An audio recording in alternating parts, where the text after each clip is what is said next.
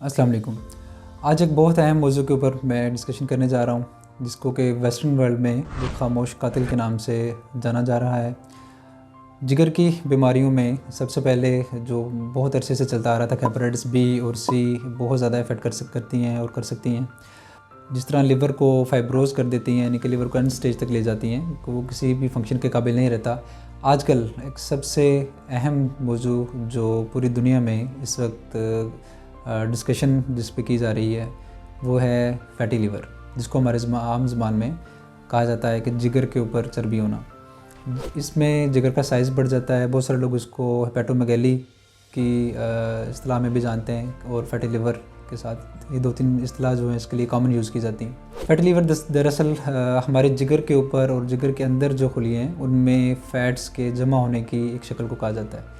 Fatty liver basically दो basic चीज़ों में डिवाइड किया जाता है। एक तो एल्कोहलिक फैटी लिवर डिजीज़, दूसरा non alcoholic fatty liver disease. जो एल्कोहलिक फैटी लिवर डिजीज़ है ये असल में जो एल्कोहलिक्स होते हैं, जो शराब नोशी ज़्यादा करते हैं, उनमें इसका जो है वो ख़तरा ज़्यादा होता है।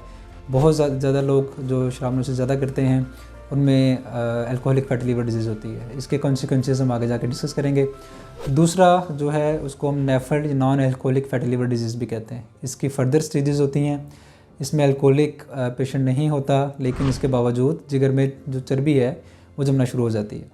जिगर की खुलियों के ऊपर चर्बी आ जाती है और जिगर का साइज़ बढ़ जाता है। कॉमन जो इसकी अलामतें हैं उसके बारे में आपको बताता चलूँ कि भूख का ना लगना, पेट में दर्द होना, वज़न कम होना या वज़न ज़्यादा होना, अक्सर मैदे के मसाइल के साथ या पेट में हल्की दर्द के साथ मरीज़ जो है हमारे पास आते हैं, ओपीडी में भी और एमरजेंसीज़ में भी इस चीज़ के साथ। और जब वो अपने अल्ट्रासाउंड लेकर आते हैं तो उसमें फैटी लिवर की जो इस्तेलाह इस्तेमाल की गई होती है, उसके ऊपर ग्रेडिंग भी होती है कि ग्रेड 1, 2, 3 या किस ग्रेड तक ये गया हुआ है। जितना ज़्यादा ग्रेड होगा उतनी ज़्यादा ही इसकी रिवर्सिबिलिटी कहीं वापस आने के चांसेस कम होते हैं।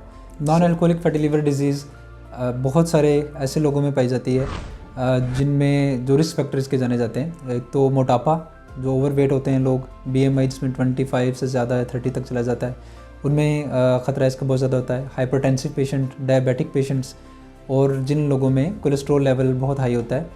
इसके अलावा वेट गेन के अलावा रैपिड वेट लॉस, उनके वज़न को बहुत जल्दी कम करना, उसमें भी जिगर के ऊपर जो है ये चर्बी जो है आ सकती है। बहुत सारी मिथ्स भी इसके बारे में पाई जाती हैं कि औरतों में ज़्यादा होता है या इस तरह के, ये रिवर्स नहीं हो सकता। तो बिल्कुल ऐसी बात नहीं है, ये मर्दों में ज़्यादा होता है और औरतों में इसकी शरह जो है मर्दों की निस्बत बहुत कम होती है। तीसरी चीज़ ये जो इसकी शुरू की स्टेजेस हैं जिसमें लिवर के अंदर सोजिश या इन्फ्लेमेशन कम हो, जिसको स्टेटोसिस भी कहते हैं, उस सूरत हाल में इसको रिवर्स करना मुश्किल होता है।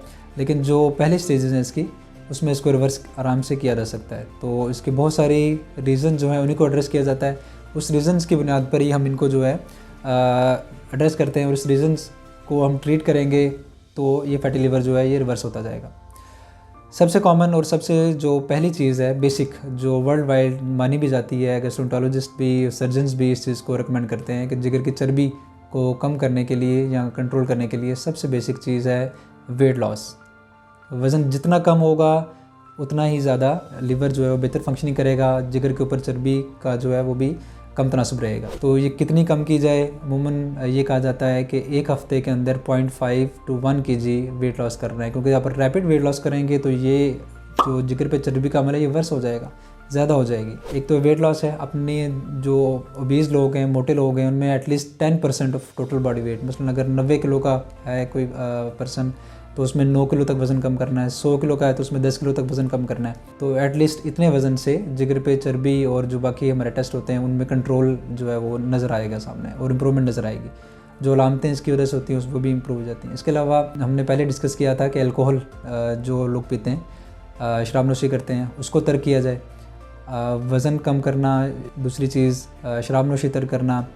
डाइट अपनी सबसे ज़रूरी जो है वो हेल्दी डाइट की जाए, फ़ैट्स का इस्तेमाल कम किया जाए, फैटी डाइट्स कम इस्तेमाल की जाएँ, कोला ड्रिंक्स जो है उनका इस्तेमाल कम किया जाए, शुगरी ड्रिंक्स उनका इस्तेमाल कम किया जाए, और हेल्दी डाइट जो है उसमें प्रोटीन्स का इंटेक ज़्यादा करना होता है। ये बहुत ज़रूरी है कि हमारा प्रोटीन का इंटेक बहुत अच्छा हो, इसकी वजह से जो है लिवर पे बहुत अच्छा इफेक्ट आता है। तीसरी चीज़, रेगुलर अगर हम एक्टिविटी करते रहें, फिज़िकल एक्टिविटी करते रहें, जिस तरह के डायबिटिक पेशेंट में या हाइपरटेंसिव पेशेंट में भी या ओवरवेट पेशेंट है, उनमें इन चीज़ों को कंट्रोल करने के लिए एडवाइस किया जाता है कि अपना दिन में कम से कम 30 मिनट तक वॉक लाजमी करें। तीसरा, अगर आपको शुगर कंट्रोल नहीं है तो अपनी शुगर कंट्रोल करें। शुगर का कंट्रोल जितना अच्छा रहेगा उतना ही इसका एहतमाल जो है फैटी लिवर का ये कम होगा। और जब आपको इस तरह के मसाइल हों, जैसे कि आपके लिवर एंजाइम्स जो कि लिवर फंक्शन टेस्ट में शो होते हैं, ALT, AST, बिलिरुबिन वगैरह, इसमें कोई ख़राबी हो तो फ़ौरन अपने डॉक्टर से रुजू करें। एक अल्ट्रासाउंड करवाया जाता है, उसके ऊपर हाइपरइकोइक या एक फ़ीचर होता है कि ब्राइट सा लिवर नज़र आता है, ये एक फ़ीचर है फैटी लिवर का। तो अगर ये चीज़ें होंगी तो फ़ौरन अपने डॉक्टर से रुजू करें। मज़ीद इसके बारे में हम मालूमात आपको देते रहेंगे अगली वीडियोज़ में।